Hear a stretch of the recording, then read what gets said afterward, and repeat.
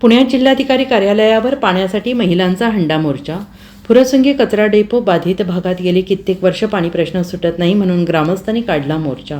मोर्चात मोठ्या संख्येनं महिला हंडा घेऊन सहभागी। हंडा वाजवत केलं आंदोलन। गेले अनेक दिवस टँकरने पाणी पुरवठा केला जातोय।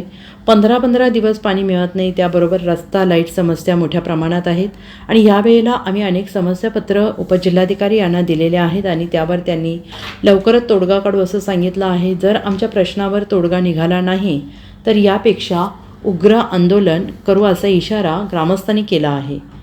हा भाग एक ना अनेक समस्यांनी ग्रासलेला आहे।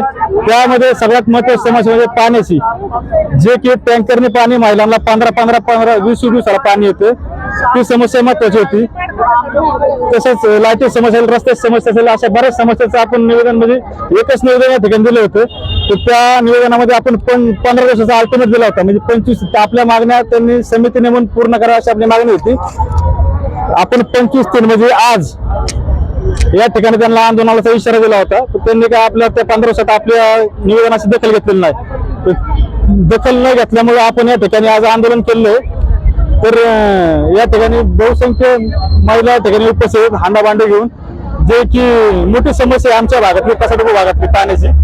तर कलेक्टर मॅडम या ठिकाणी त्याची दखल घेऊन आम्हाला बोलवतो, 20 जणांची समितीवरती बोलवली होती। तर मॅडमने सांगितलं कमिशनर पहिलीच एक समिती तिथे भागाकरता केलेली, तर त्यांनी तसं पत्र खाली दिलेलं आहे। तर येत्या 2-4 दिवसात नगरपालिकेला या भागाची एक मिटिंग घेऊन त्यांचे प्रश्न मार्गी लावण्याचे त्यांनी सांगितलेलं। जे सीओ आहेत सचिन पवार म्हणून, त्यांना या ठिकाणी सांगितलेलं आहे की यांची दखल घेऊन यांचे प्रश्न समजून घेऊन यांना त्या समितीत दाखल करून घेऊन त्याच्या समस्या मार्गी लावत।